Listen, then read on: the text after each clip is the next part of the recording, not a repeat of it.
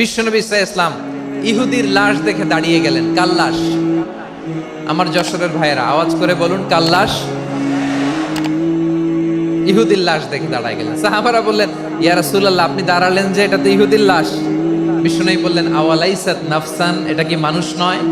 এটা হোক ইহুদি হোক খ্রিস্টান, এটা তো মানুষ। আমি মানুষ দেখে দাঁড়িয়েছি। আই স্যালিউট দ্য হিউম্যানিটি, আমি মানবতাকে সম্মান করেছি। পড়েন সুবহানাল্লাহ।